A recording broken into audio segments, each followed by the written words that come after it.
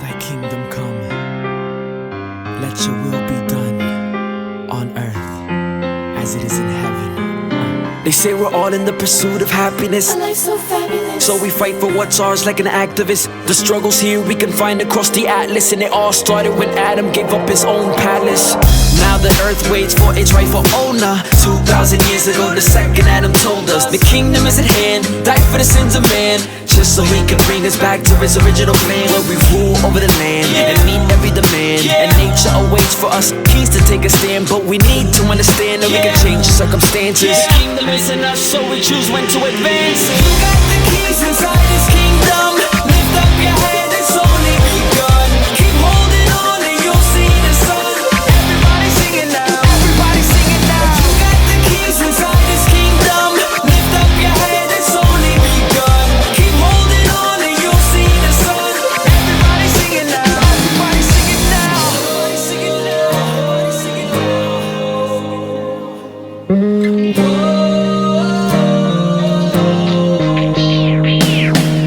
You say that you would die for me, gladly gave your life for me, cried for me, also I can call you when I'm so in need. The promises you spoken, my heart was always broken, cause you gave the keys to life, but in my pride I had them stolen. They say you still redeem us, bring us to a place where we can see the keys can never be stolen. They just misplaced, so we rise from the ashes, stand for the masses, proclaim the victory is ours, and so we never give up.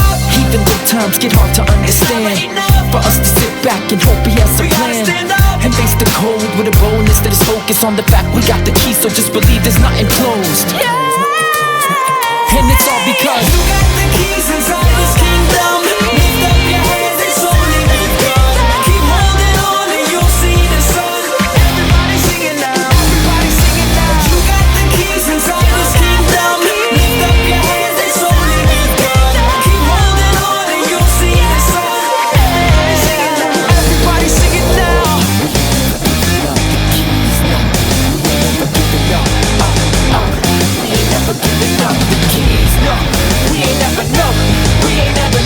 So many promises you gave, and we just turned and walked away.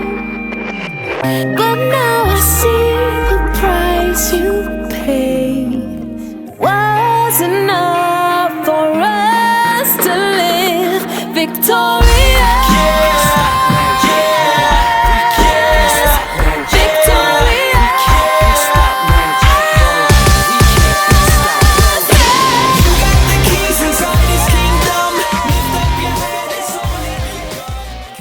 Welcome to DU Live. We are so glad to have you here. I'm Kiev. I'm Kira. And I'm Tyus. And we're your SU Live crew. On a normal Sunday, you usually catch us here at 3415 14th Street, Plano, Texas. But since we're not under normal circumstances, we are coming to you in this thing live. Each week, Decision University will be bringing you gospel heat. Did you hear me? Gospel fire. Straight fire. From our awesome teachers and your very own SU Live crew. Yes, So you sir. don't miss out. Make sure you tune in each week and Subscribe to our YouTube channel, or the YouTube channel, Northeast Bible Church, Decision University. And for all things DU, follow our Instagram page at Discussion_University. Now it's time for the word. good morning, NEBC family. Welcome to another episode of DU Live. I'm Tyus. I'm Kira. I'm Kiev. And I'm Michael. And I am Louis Marzone. Hopefully you will remember me from previous presentations as far as the regular teaching session of the I'm blessed to be here with this group today. All right, and we will continue to see Mr. Lewis here because he is going to be one of the new regulars in our very favorite rotation of our three favorite bald men. So today we're going to be talking about God's will. So earlier this week, me and my mom, we were actually going through this devotional, and there was a quote in it that me and her found very powerful. So it said, God can't bless the person you pretend to be. So I'm gonna ask y'all, like, what does that mean to you? Like, what does that strike when, you hear that? Well, what it strikes me is, like, if you capping all the time, like, you capping 24/7, God don't know who you is, because that's the capper person, you feel me? And, like, whenever you start capping, you kind of lose yourself in the cap. Mm-hmm. Like, I know, like, there are some rappers, that's about the, you know, guns and violence and things like that, and they get on an interview and they're from the suburbs. It's like, you know, and it's weird. And they live in the cap and then something happened and it's like, he did live that life? That's crazy. You know, so, like I said, you know, like Tyler said, God can't bless the cap. He can't. He don't appreciate cap. I mean, he's not gonna bless. Like, it's essentially, this is why would God bless a liar? I mean, that's essentially what it is. It's like you're lying about your true identity. Like, nah, that's not you. And you know, we weren't created to be liars, you feel me? We were created in God's image and likeness, you know? So think about Jesus when he was on the earth. He was roaming around, I wasn't there. He was roaming around like living this perfect sinless life. And that's what we're supposed to model ourselves after. So like Kiev said, if I'm, you know, trying to be this person, I'm not, you know, talking about drugs and violence and all this stuff that I wasn't raised to be, that's going against God's will and God's plan for us. I think we were all made with individualism. You know, we were all given talents, and all of those are to help us point us in like the direction of God's plan. And there are things we can do to, you know, see God's plan. You know, you have to be able to listen to God. You have to be able to hear him. And that doesn't come easy, you know. You have to be able to train your ear and be able to pick up on these things when you hear them. So, Kev, why don't you tell us about hearing God's voice? Like it's a perfect experience or like how to do it? Give me both. Give me both. All right, smooth. The best way to hear God's voice is first to talk to him. Build a very good relationship, because whenever you build a relationship, it's going to make him want to talk more to you. You're going to receive more blessings because you are talking to him, because he does say he wants an actual relationship. Although he is our Lord and things of that nature, he also wants a real, genuine relationship. He wants us to choose to talk to him rather than us being like, we have to. He wants us to choose, make the conscious decision. Me personally, I've been in the church like my whole entire life, and you know, like I didn't start hearing him. That don't mean nothing, by the way. Just because you're in church, it don't mean nothing. I didn't start hearing him until like I was like 15, like for real. Like I would want to do something, he'd be like, "Don't do that." I'm like, "Who is this? Who is this?" You know. And then sometimes I would listen and things would go like really good. And times that I wouldn't listen, it'd be like, wow. And I started praying a lot more and getting deeper into the word. And it's like, now I have discernment. If you don't know what discernment is, the basic way to describe discernment is like if there's a situation or something that you're not supposed to be in, it lets you know before you even, whenever you're thinking about the decision to commence it, it lets you know this might not be right. This might not be a safe place for you. So yeah, that's my experience. How I got it. I learned to do it through prayer and just talking to him and getting deeper into the word. You also got to watch out for distractions. Cause I fell into that. I fell in that before. Praying, you know, I wanted something so bad that I'm thinking God's saying yes, but he really wasn't, because I was letting everything else distract me from him. So when you pray for something, it's not, sometimes you just have to sit down, settle down, and calm down. You can't just be praying for something and then go do a bazillion other things and not even listen for it. It's not going to be something. Sometimes it really is like very direct, and you can be doing something, he tells you, boom, right then and there, and it stops your life. Like it just stops everything. But other times you have to calm down and really pray to him and just think and listen for it, and not get distracted by other answers that you want it to be for, that you want him to say. Yeah. Right. And I think the distractions is another important part of, you know, living God's plan for yourself. So for me, I'm like an easily distracted person. You know, I can do something, 4 seconds later, I don't even know what I just did. I'm on like the next task, like for real. That's 2K wins. So, you know, it's hard to stay focused, and it's like something you have to like train yourself to do, especially people like me.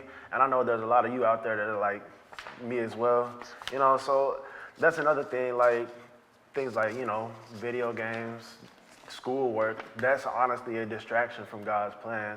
You know, you can become stressed and, you know, not be able to stay focused on other things. You know, you got to be able to multitask. You know, self-indulgence, being able to, you know, spoil yourself and stuff like that. You can't let that become a distraction when you're trying to live this part of God's plan. Or even like, you know, like temptation, which is another thing that keeps coming up over and over and over in these live broadcasts. Like temptation is like the number one thing that is going to stray you from God's plan, and it will happen. It's going to come across, you know, temptation is going to happen to all of us, whether you like it or not. You know, there's no way you can avoid it. you know, it's just something that's gonna happen. So I feel like we should all be able to use our discernment to help us, you know, stay away from these distractions. I mean, if I may, guys, and you bring up an excellent point. We're going to engage temptation. We're going to be distracted. Can you help us? The panel, help us on ways to overcome these distractions, to deal with these temptations? Well, the best way to deal with these things and stuff like that, first of all, don't lose sight of what you're actually trying to do, because whenever you put something over God, that's when it becomes a distraction. Like school is not a distraction, but whenever you I need to do this over this, and you put God second, that's when it's okay, now you're starting to deviate from what you're School is not a distraction. It's more of a, once you put it as in first, because if you're constantly being thank God for this, thank God for that, and understanding and knowing, okay, I thank God for being able to do this. He's the head of this. I'll get through this because I'll make this grade because I did what was correct in God's will and things like that. I did what I was supposed to do. Right. Versus, oh, well, I don't got to do this. I don't got to do this with God right now, or I don't got to do this with God right now. This is way more important.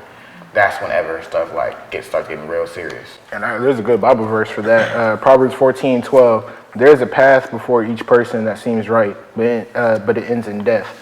So I mean, you can use that for this, as in at our age, even y'all high schools especially, you think you know everything. I still think I know everything. So you might keep saying oh man, I have this thing to do, but I need to read my Bible, but school first. I need to get this grade up. When very well you can do what with God, you can spend that time in the Bible with God, and then maybe He will bless you with the knowledge where you don't have to study as hard. The homework becomes easy for you, not difficult on the test.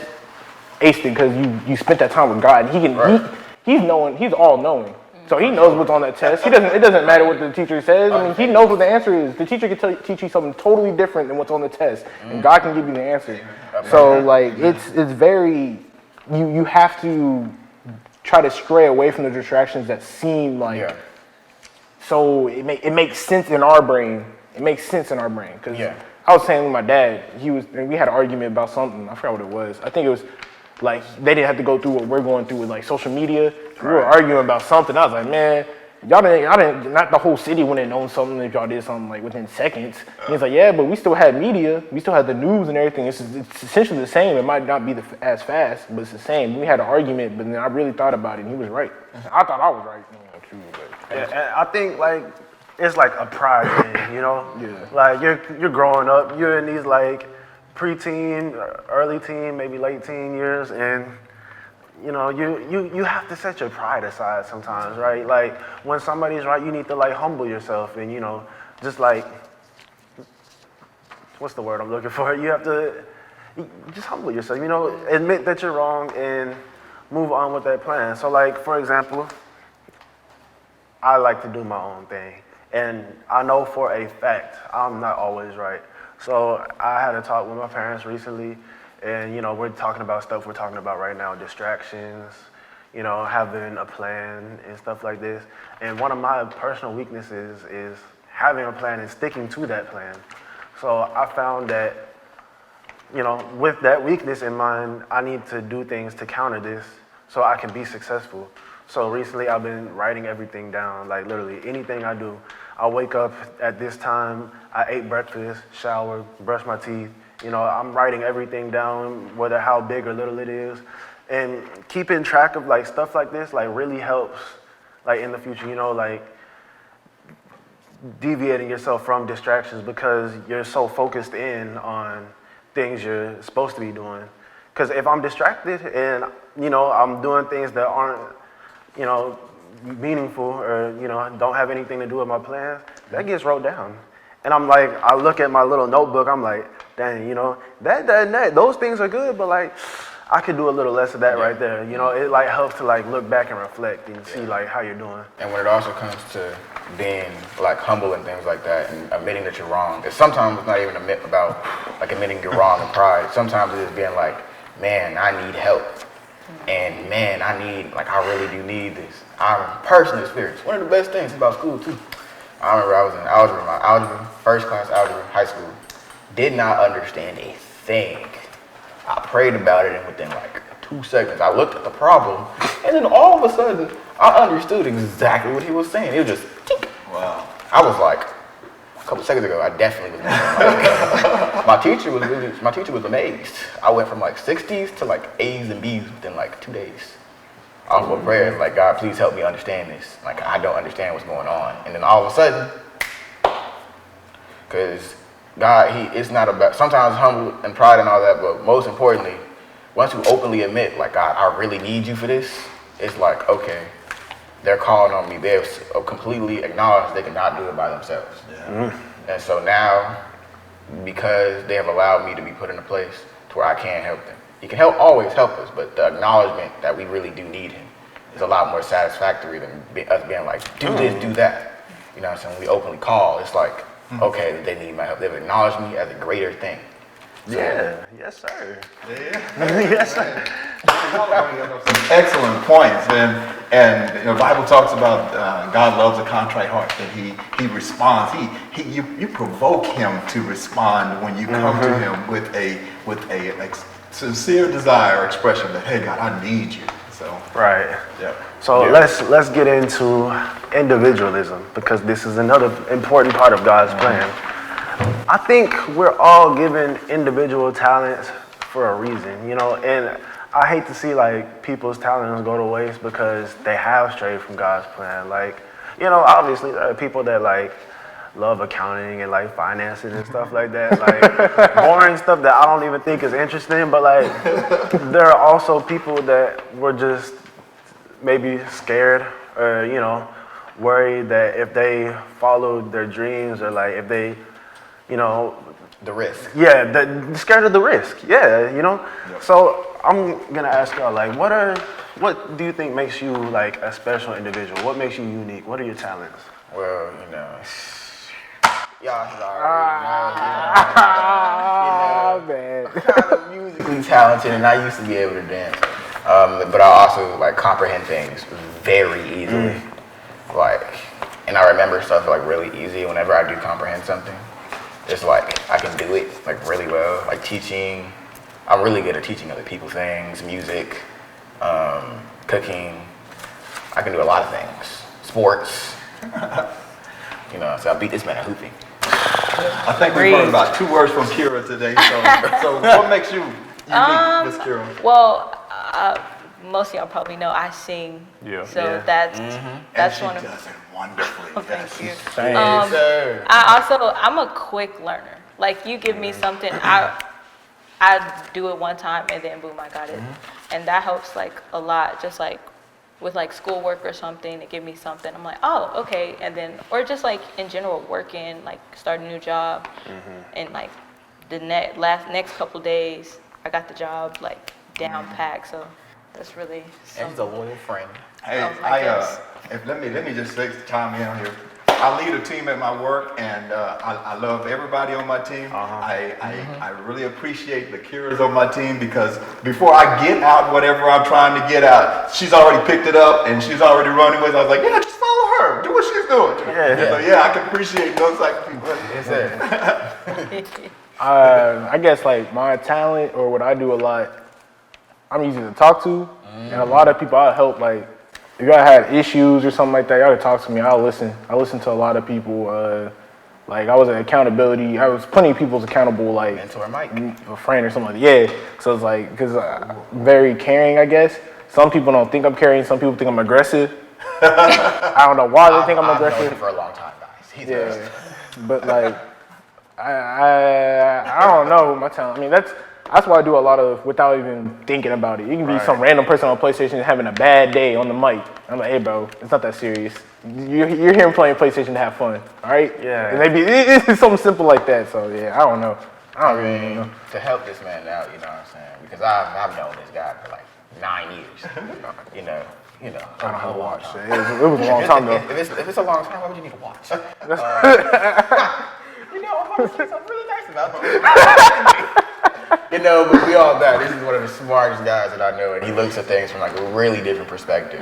Like I come with something, and he'll say the same thing that I just said, but in like a completely different way for people to understand. Right. You know, so I would say that he's also like really good with words.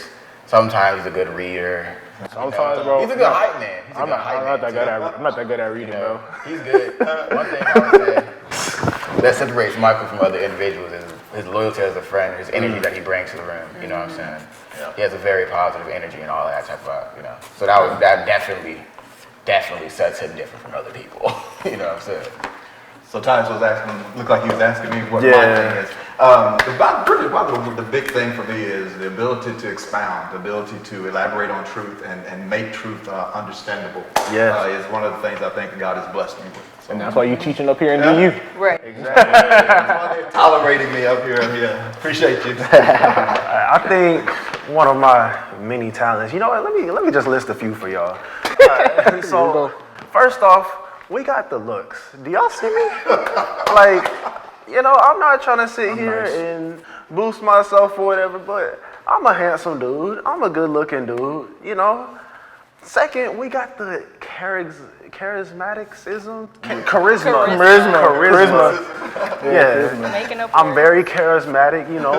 I can become friends with anybody, put anybody in front of me. You know, that's the homeboy right there, homegirl right there. You know, I'm very outgoing, which complements those other two.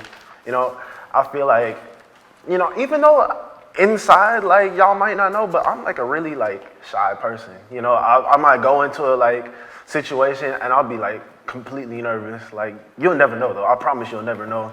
But I'll go and be nervous and, you know, I'll be a little shaky on the inside and stuff like that. But like, I counter that with just putting myself out there. Like, I'm just like, okay, you know what? Best thing to do is just to like completely put myself out there. There's nothing to hide, you know. Just let people know who I am and hope that they'll like the person I am. And then, you know, just like a little extra to put on top of that, I have a passion for cooking. I love cooking. I think that's like one of the best things I do. You know, I feel like if you want me to make anything, name your favorite food, I'm there for you. I got you on that. Hey. You better hold that to your word. man. Anything, yo. Thanksgiving is right around the corner. I heard Thanksgiving at the elder's house. Not at my house. Okay, so let's get a little deeper. So how about we talk about some of the things that we're lacking in, because that is also an important part of our individualism. So I'll go ahead and start. I mentioned it earlier, but first off, my memory. I will literally do something, forget about it like 4 seconds later. It's really bad, really, really bad. Sometimes I can be really unmotivated.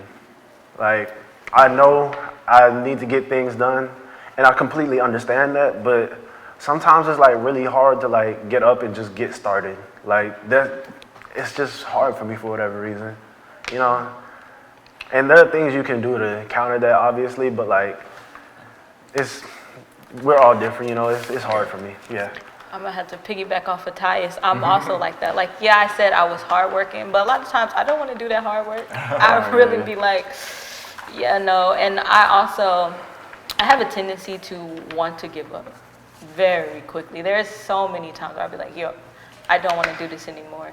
And of course I don't give up, but there are a couple times where I've given up and I shouldn't have, but yeah, that's. I mean, to touch on y'all's, I appreciate y'all for telling us what y'all like, you know what I'm saying? Of course, I like in many things, you know, paying attention sometimes, all of that, you know. But, you know, because God has like a really profound thing for y'all, you know what I'm saying? The fact that y'all are up here, the fact that you work and things like that, it just proves to show that whenever y'all do like really put y'all's mind to something and things of that nature, like God is using y'all actively. And although y'all are lacking in some things, He still, because y'all lack, it shows, the fact that y'all have acknowledged it, it really does show that, you know what I'm saying, like, because you've acknowledged it, that means you've given it up for God to like put back into that. Whatever you lack, He fills up the holes. And whatever you don't lack, He boosts even more. You know, and that ties back to the individualism. Like, we're all different, we all have very different things, you know. And Proverbs 19:21 does say you can make many plans, but the Lord's purpose will prevail. Like we may have many different things that we lack. We may be very different people. We may all do, you know, just maybe different people, but God also, He just you know, what he really wants us to do is be like, you know, y'all may be driving, but you know, y'all might just sit in the passenger. Let me be the GPS and the driver, and I'll get us to the destination. Come on, that's a You word. know, that's what he really wants us to do. And with our like our goals and things like that, when it comes to the motivation and things like that, it's good for all of us to be talented. The things that he does bless is our goals. Distractions are things that happen outside of our goals. God will bless all of our goals, all of y'all's goals, that y'all really want to do. You know, if you want to be an artist, like the biggest, I don't know if he was a Christian or not, but I'll say one of the biggest things to how good God is, Beethoven, if y'all know him. Beethoven was blind, and he was deaf. Yeah, that makes no sense. Yeah, But he played the piano. it was cold at And it just too. was going crazy. One of the greatest musical pianos ever. To this day, you put on a Beethoven song and even the little kids know what it is. And that's nothing but God, because let me tell you, if I was blind and deaf, I don't know what I was doing. The fact, you know, he had a purpose and God was really through him. Yeah, because that's something different. To read music and be deaf and blind. So if God can do that for Beethoven, and he was deaf and he had many disabilities, imagine us. We're not like that. We all come with our own packages. We all come with our own deals. You know, our own struggles, our own things that we lack. But God can truly we will fill those things if you allow them, if you give them up to him. You know. If we don't want to leave Michael out, let's give Michael an Oh, for sure. opportunity to say what he's lacking in. Well, I'm lacking in. I'm hard-headed. I'm not gonna lie, but I'm hard-headed. My parents would tell y'all that too. They'll tell me something, and I will wait for the last minute or push it to the last nerve until they really get at me, and then I will do it. They'll tell me, like, I have a hard time accepting that I'm wrong too sometimes. I'll be trying to prove it wrong every single way possible. It could be an argument about something where the answer's right there in front of me, and I will still try to prove it wrong. So I just have to become more accepting of, like, getting told right. If that makes any sense. Like, when I'm wrong, I have to be more something like, okay, I'm wrong. Let me just calm down. It's not me. So that's my issue, really. But to piggyback what Kiel was saying about distractions in your dreams and goals, if you really pray about it and your dreams and goals matches what God wants, it won't be a dream or goals long. It'll be a reality. A destination. It will be a reality real quick. A dream could be something that, a dream is, I want to do this, and you have a plan, but you're not really fully into it. You don't know you want it. But if you really pursue it, especially if it's in line with God said, and like the Bible verse you said, God's plans and purposes will prevail, man, that happens so quick in your life and be blessed so fast. If something can come up that's a struggle in that situation, but God, since you got God and is with him and you're willing to work with him, the struggle it won't be as stressful as it could have been. You can get through things. And the best thing, it's not about us getting through them, it's about God helping us through them as well. And because of that, because we can't really do anything. Like, we may have our dreams and goals, but without God, we can't, they ain't gonna be fulfilled.